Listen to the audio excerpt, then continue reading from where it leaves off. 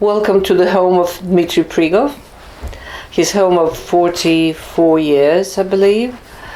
So it is here that most of his works were created, both in literature, in philosophy and theory of literature, and culture generally, and his visual work, the samples of which you can see behind me. This is the so-called bestiary series, very well known across the world, quite enigmatic, because I think that the origins are to be found in the medieval illuminated manuscripts, yeah, with those images, and also in medieval bestiaries where people tried to describe all sorts of sort of animal life on this earth, and probably imaginary, yeah, in the other worlds, or animals in the unknown parts of the world,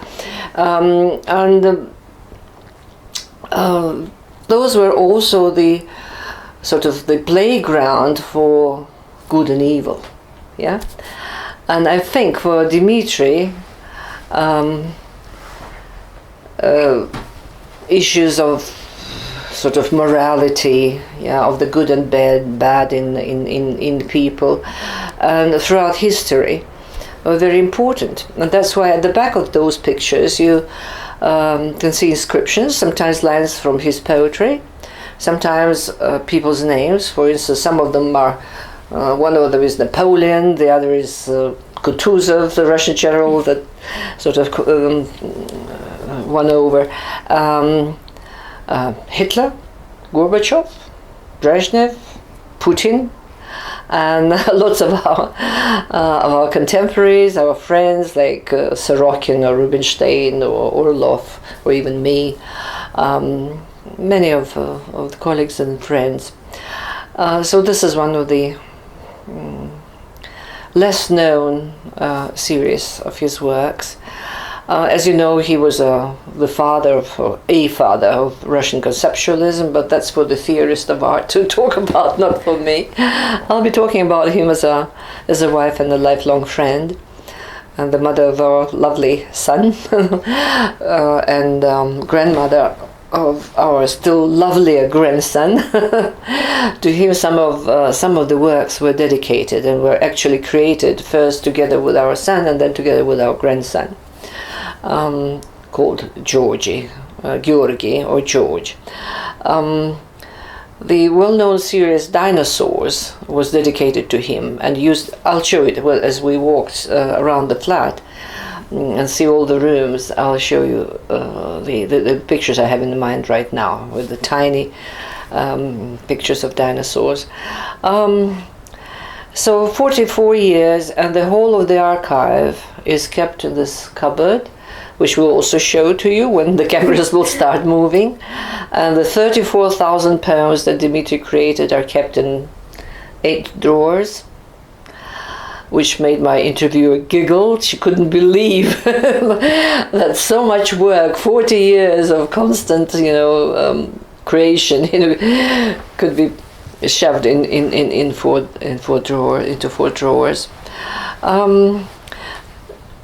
This huge, to the Soviet standards, flat. We were very, very lucky because my mother and Dmitry's father put together their monies, and they bought us a cooperative flat for which we were to pay for the rest of our lives, over 40 years. So this huge flat consists of 3 rooms and a kitchen and bathroom, of course, and the balcony, which was made famous by the fact that it is from this balcony that Dmitry recited his famous Militsioner series, or policeman.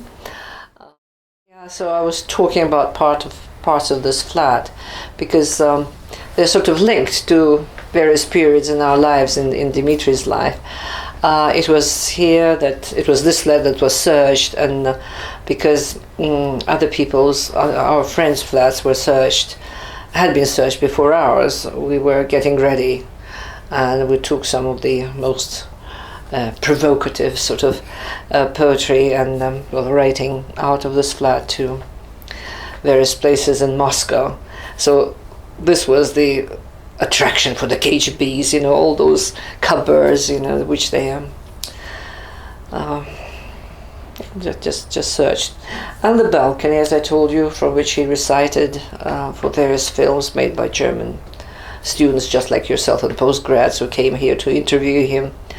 And he would go out there and point to the various sort of ends of Moscow and recite his poem about this policeman standing there and keeping order, because policeman for him was the symbol of authority. And as you probably know, Dmitry was the one who was forever opposed to totalitarianism in any form, even in culture and language, everything that is imposed on the person, yeah, and goes against his free will, or her.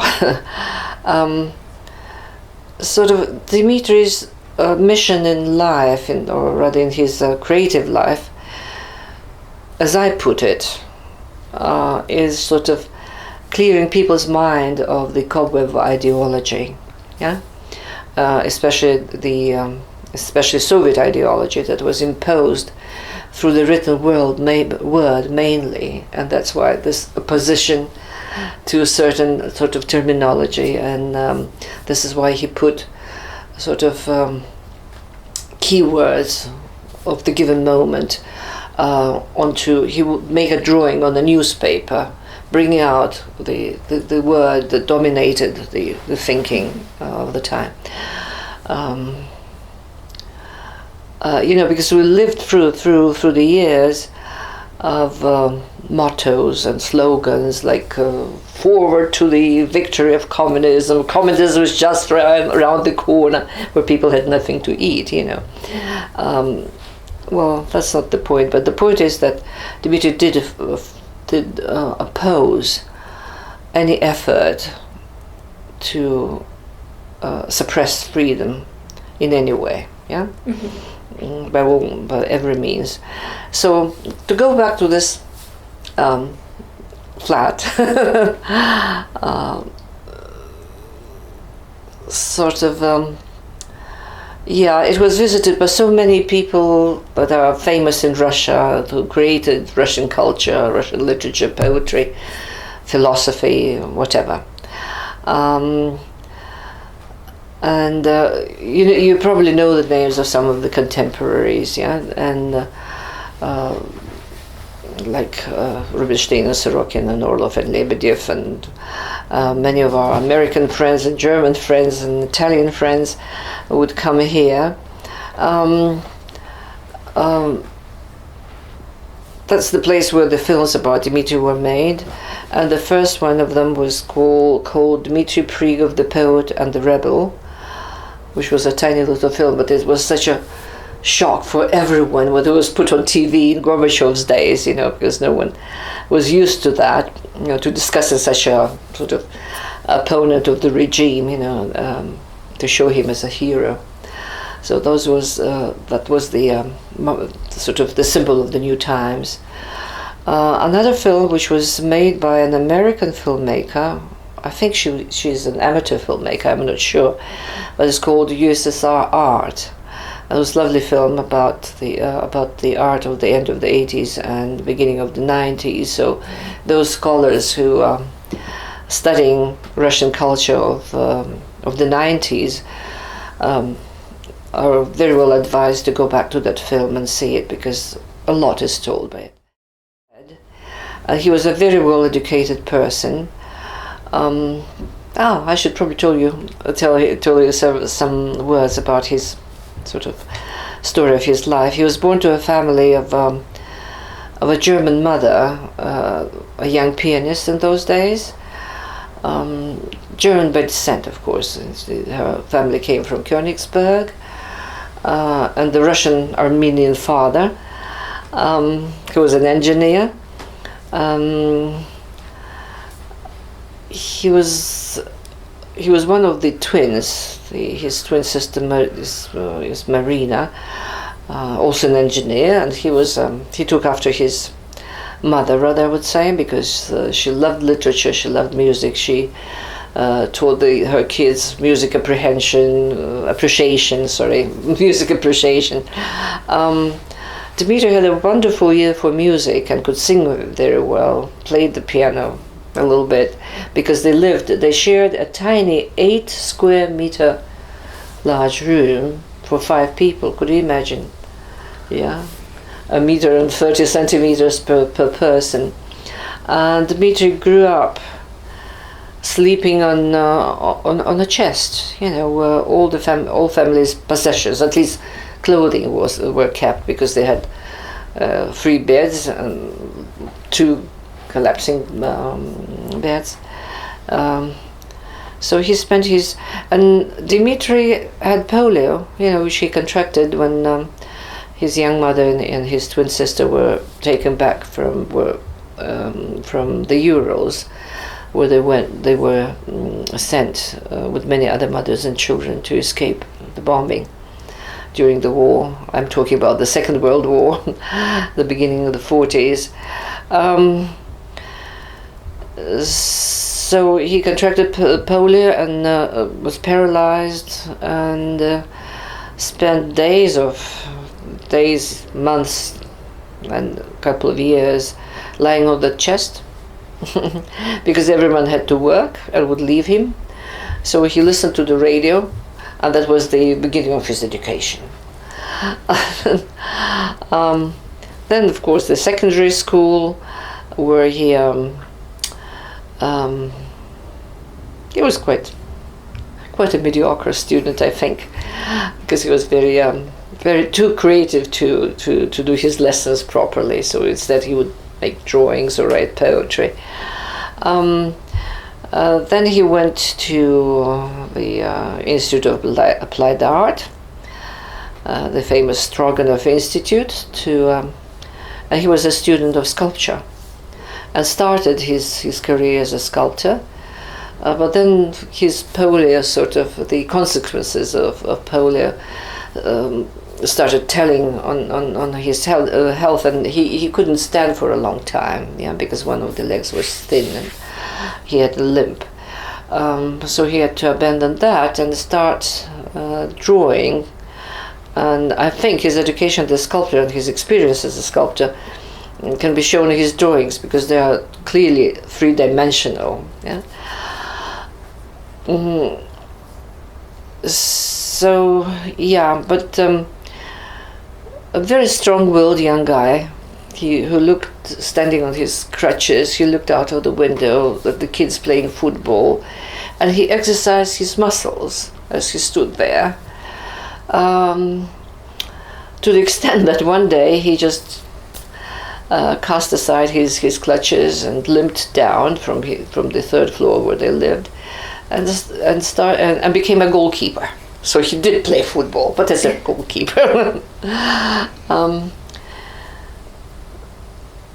By the way, they lived in at a place which was very close to the Donskoy monastery, with 2 cemeteries attached, where many of the Russian celebrities, many wonderful poets were buried, and there was a hole in the new part of the cemetery, and one of the churches was turned into architectural museum. So kids would climb through that hole and play with around the. They would bring monuments from all over Moscow there, tombstones and statues and whatever. So they played among those things.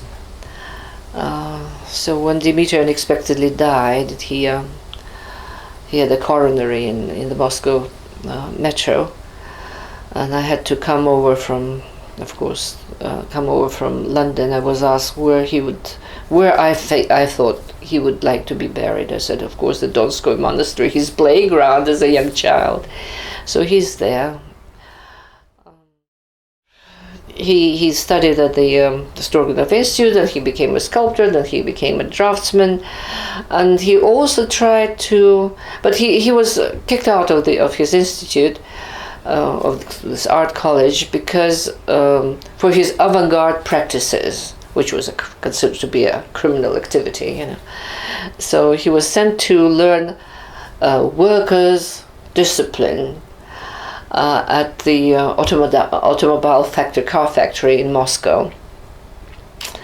So he spent a year there, learned work discipline, and through my own and my friends' sort of fight against the authorities, we managed to get him through, and he was accepted and accepted back, reinstalled as a student, and eventually graduated. Tried to work, but he was already blacklisted, I think, since his days at the institute, when he managed to procure some books, mainly from foreigners visiting my home, because I was a sort of an English girl studying in Russia who married a Russian. So I had foreign guests coming, my cousins, so they would bring books on art. And Dmitry sort of disseminated them. And that was one of the sides of his avant-garde practices, because he let people know about Russian avant-garde, also about conceptualism, about Andy Warhol, especially because he was the god of Russian conceptualists.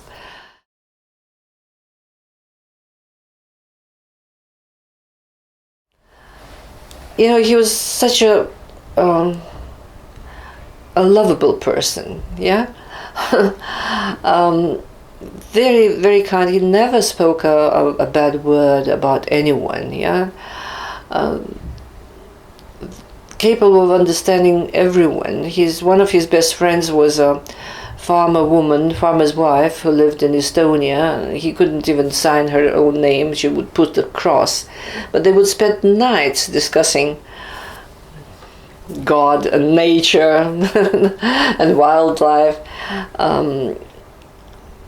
So one of his, and at the same time, philosophers like and art theorists like Groys, or artists like Kabakov.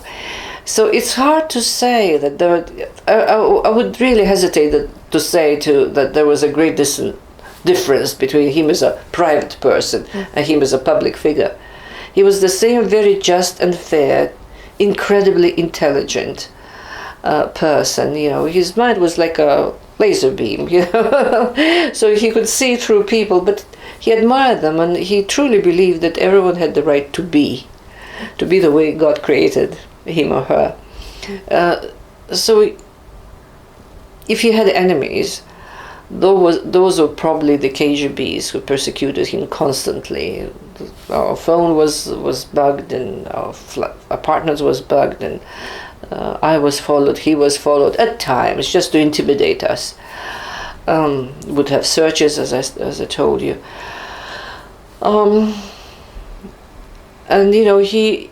I think he was the enemy of the secret services, of the KGB, for a longer time than anyone else in this country, because he was the last person in the former Soviet Union to be given a visa to travel abroad, because they hated him so much. They considered him to be their personal enemy, each and every one of them, those who interrogated him. By the way, they were often graduates of the philology department of Moscow University, because they knew various languages and they were offered a huge salary if they joined the forces. So, to be interrogating someone who was making his name in literature, a man of letters, was probably, on the one hand, it was sort of a performance of their duty. On the other hand, they were talking about subjects that they were taught to discuss, so I suspect that they probably enjoyed the discussions, but wouldn't let him leave the country for a long time. And there was a case when he was doing one of his actions as an artist. He would type down various, imitating the Soviet slogans and mottos from the newspapers. He would type those 2 or 3 sentences on a strip of paper, cut it, and then put those strips on the lampposts, especially by bus stops, and also in the wooded area, a sort of a country park that we have at the end of our street.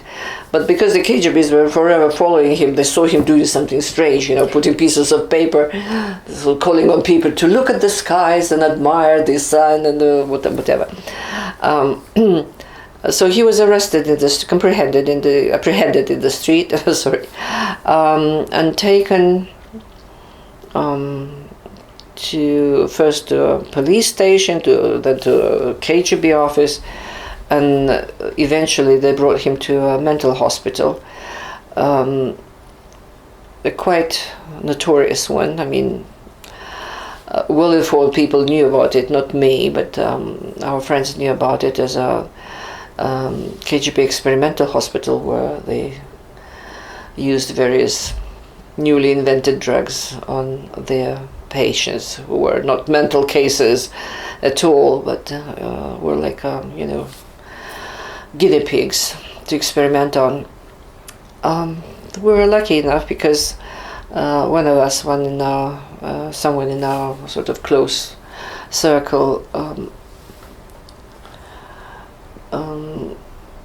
had friends among diplomats and foreign journalists here, so he immediately contacted them, and BBC and Voice of America and Deutsche Welle, and started talking about this being an acid test for Gorbachev, and a proof that he had no power in this country where people were still arrested and put into mental hospitals. That helped a lot, and he was released under dual pressure from the radio, foreign stations, and demonstration of my students and famous people in arts and literature like Bela Ahmadulina and Yerofeyev and other people whose names were well known, and they came to the mental hospital. There was a huge crowd, and they had a concilium, and they decided to release him because they couldn't find anything wrong about him. So this was the kind of life we lived. After Perestroika, after this film, Dmitry Prigov, poet and rebel, was released, he started appearing on television and on radio. But as I told you, he was really, a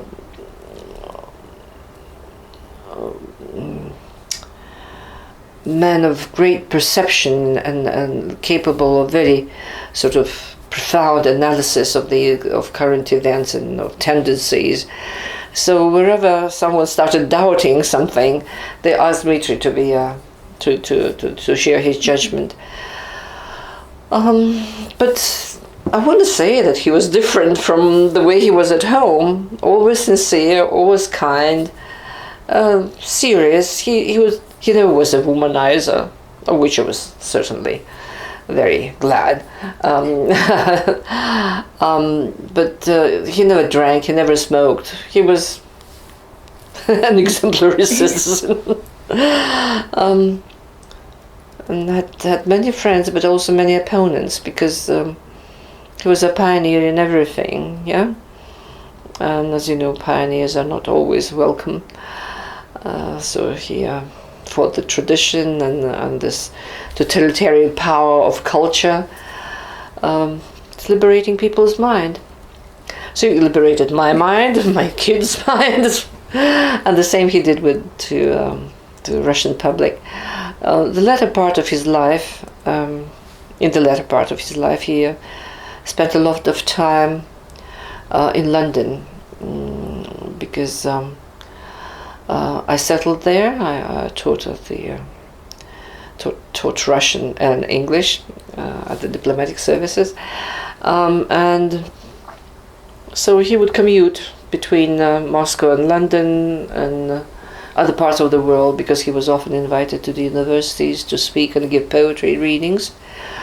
When he died at the age of 66, which was too young for a person of such incredible vitality and looking so young and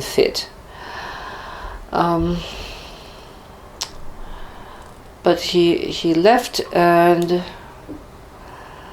after his passing we set up a Prigov Foundation. It was during a conference in Berlin, organized by, I think, Freie Universität, by Georg Witte, a great friend of his, who has been visiting this flat since he was 18, a young student and a postgrad and a young scholar, and still coming.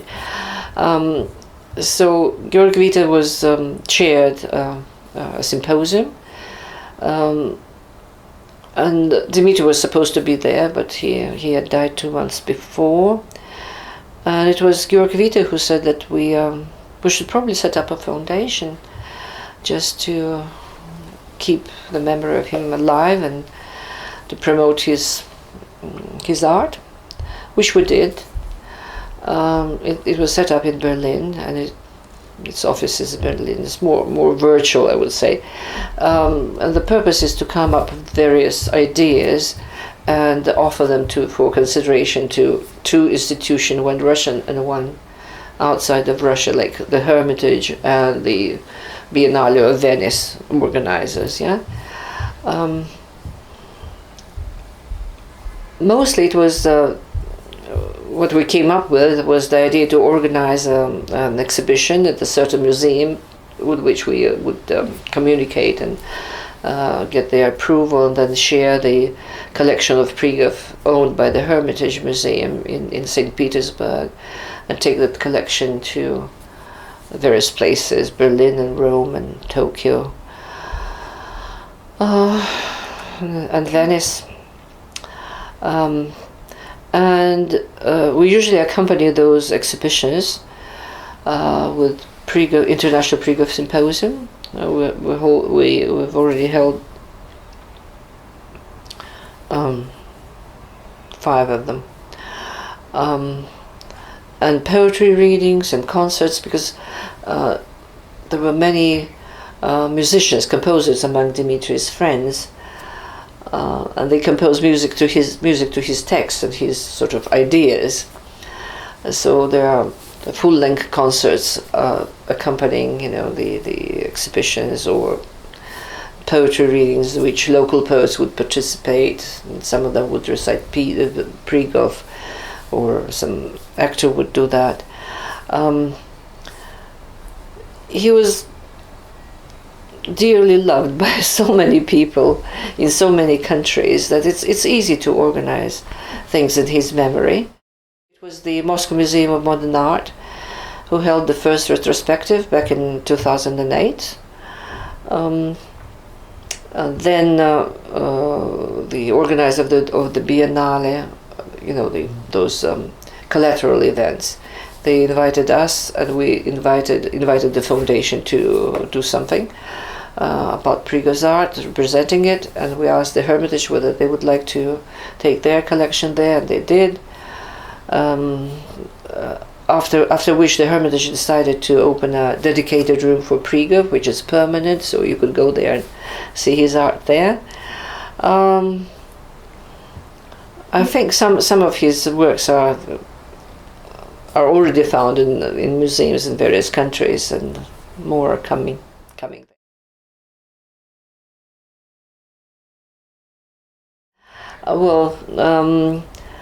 Dmitry was probably one of the first performers, and performance art sort of started flourishing here after he did. He had an incredible use of his voice as he read his poetry, and even was invited by some of the Moscow theaters to teach stage voice.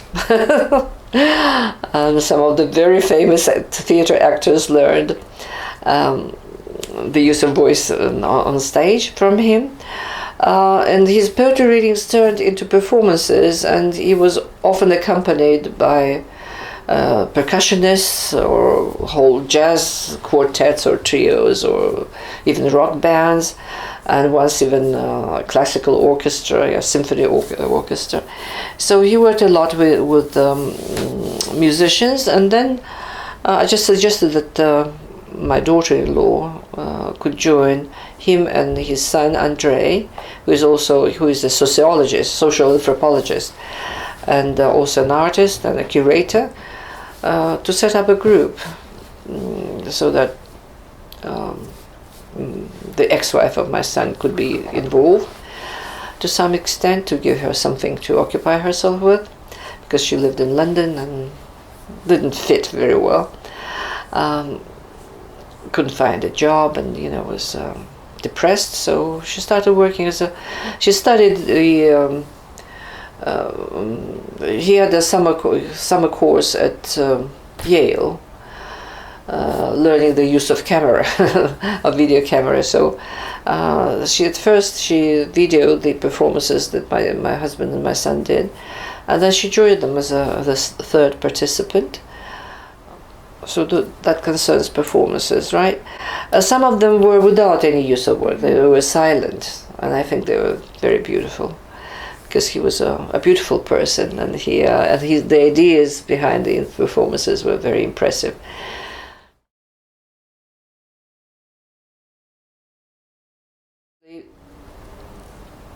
I like all of them. I really love all of them, because there was nothing that was superficial or oversimplified. There's always a very profound thought behind, or part of history that he thought about. So they are full of meaning. So whatever I touch, even approaching this cupboard behind you, and taking out a piece of a sheet of paper with something scribbled on it. It's always something very, very beautiful, and at the same time full of meaning. So wonderful food for thought. And he's written about by many philosophers. They study him at the Institute of Philosophy here in Moscow, but also in Courtauld Institute of Art, which is part of London University, and in some of American universities, courses of Prigov's writing and visual art are offered. So it's hard to say what is my favorite. To tell you the truth, I like the bestiaries behind me very much, because they were all created in my presence over 40 years, and most of people portrayed there I know either personally or from history or from reading history. Alligator is here for luck. Dmitry liked him because he liked his son and then grandson even more than his son, I think, and both of them adored this alligator. It was their favorite soft toy. Yeah. So, and because there was not too much space in this flat, so the most convenient place to put him was here at the top of the sofa, yeah? And that's how people see him against the background of Dmitry's drawing, and they think that it's part of them. And then jokingly Dmitry said, well, I made some of the drawings from nature. Yeah, but it's just a family pet.